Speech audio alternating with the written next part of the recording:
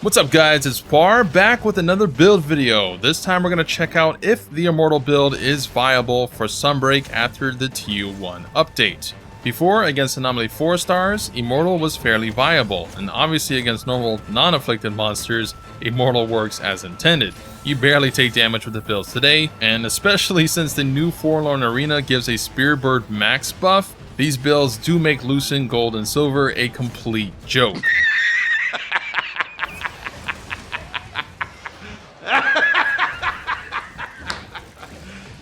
You serious? But is that really impressive when they're already a joke now, even for super meta builds with Hellmail?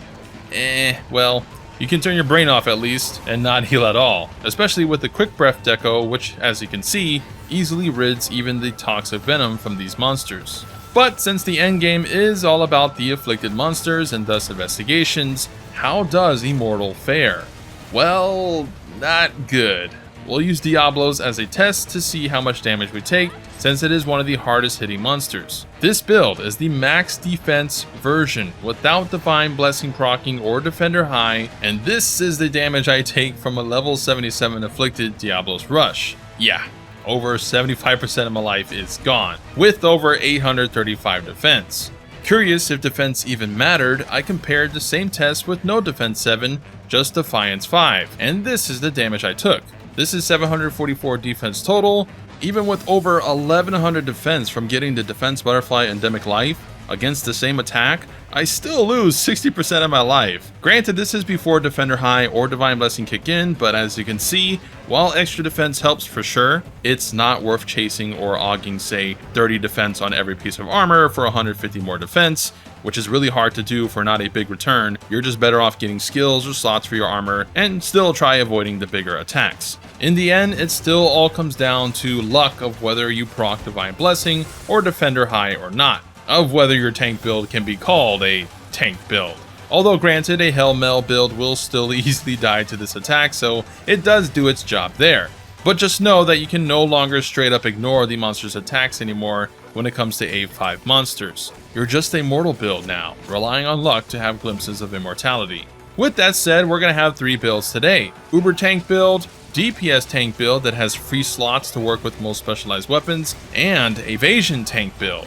And then my personal augmented Switch Axe Tank build at the end that you likely won't be able to replicate, but just showing possibilities with the augment system. First things first though, pets are important, namely cat. You want a healer or rousing roar cat for damage with healing Clover Bat up. This is a great tool to have in multiplayer, as when it procs, it can heal everyone. The more people that run this, the safer everyone will be.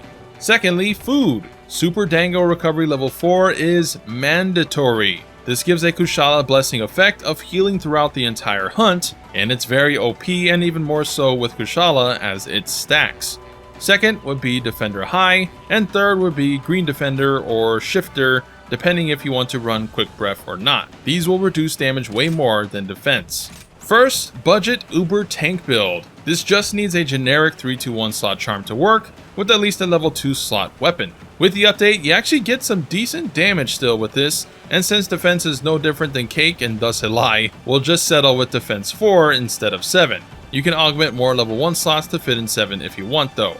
But Defiance is the new defensive skill to slot in, letting you ignore most roars, tremors, and wind effects, and is just a level 1. Amazing comfy skill that also gives 30 defense at level 5. Of course, we get Divine Blessing 3, which is your crux to make a tank build even remotely viable. Kushala Blessing level 3 will let you heal past red, which stacks with Super Recovery Dango, letting you heal back damage fairly quickly, especially in conjunction with Recovery Up and Speed. Stun Res to not get comboed, especially with Greatsword, and as said, free damage skills like Wex, Crit Boost, and even Agitator 5 now, with Evade Extender 1 to dodge better. Remember, you still have to dodge, don't forget that. The only downside is there's no flex slots, so this really only works with like Greatsword, Sword and Shield, Insect Glaive maybe, and perhaps Hammer. But because it is just a 3-2-1 slot charm, your charm could fit in bonus skills like, say, Quick Sheave or Rapamorph to expand to more weapons. Also, the build is based off a level 2 slot weapon, so if you use a 2-2 or a 4-2 slot weapon, you can fit in more skills.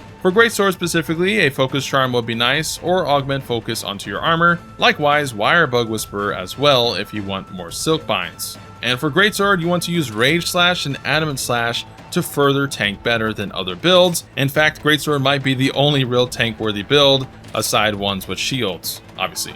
Next up, Flex Tank. Hi, Phil Swift here for Flex Tape. By getting rid of defense and taking away from recovery, you get 3 level 2 slots and 1 level 4 of your choosing. So you can fit in Quick Sheave and Wirebug Whisper, or fit in Rapid Morph and Low Shells, for example. Or just some more damage skills if you wanted. So it's much more flexible and still gets the core defense of Kush, Divine, and Defiance, with Extender 2 this time. And that's not including augments, which can further help you specialize the build to your liking. So this is my suggested route to take for a build that wants some damage while also getting tankiness as well. Throw in Fortify if you want to be even more safe if you're the clumsy type like me to die still. So yeah, good base to build off. Next is Bubbly Dance. Instead of just trying to brute force tank damage, why not just dodge entirely? Bubbly gives a round Evade Window 3 effect, which stacks with Evade Window but caps at level 5. So this is like Evade Window 5 while you have Bubbly up, which procs after dodging several times. That also procs Resuscitate for 20 attack. This is less flexible, so if you wanted a level 3 for your weapon, drop Resuscitate or drop Recovery up for something else. This is worse DPS than my Adrenaline Rush Lucent build, but it's more tanky, so that's always going to be the trade-off. Losing DPS for defense. But evasion is very viable and can easily dodge attacks that would otherwise hit you. But you do have to practice timings to pull it off reliably. It's something you have to practice and get used to, so keep that in mind. We don't have Elden Ring like iframes to dodge, even with level 5 evade window, but it is close enough given how slow monsters are. I would augment level 2 evade extender for more reliability. And lastly, as a bonus, just my setup I have for a DPS tank switch axe build, just as an example of how augments can push a build to higher heights for this direction, especially with slot upgrades. I get Purple Sharpness with Handicraft 2 and a Sharpness mod on the weapon. I get PP3, Dragon level 4, Power Prolonger level 2, I stick to the monster's face, I destroy, and live. I get damage, I get tank, easy peasy. And this is with a budget Rapid 2 2/2 slot charm. With the PC charm, hey, max crit boost or even attack level 4 potentially. This is using the Bird Dragon Switch Axe, one of the best Dragon Switch Axes as well. Augments are as shown there. Nothing too crazy aside getting the double level 4 upgrades by losing a handicraft. That one's pretty OP. But yeah, that is the state of Immortal builds. Kush is simply comfy, but it's not mandatory.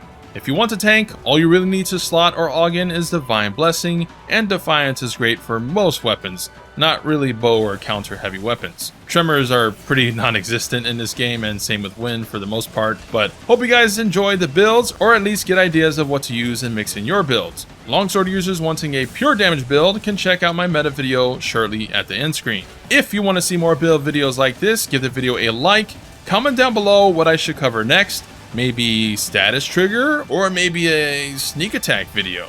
Let me know down below, and subscribe for more Sunbreak epicness.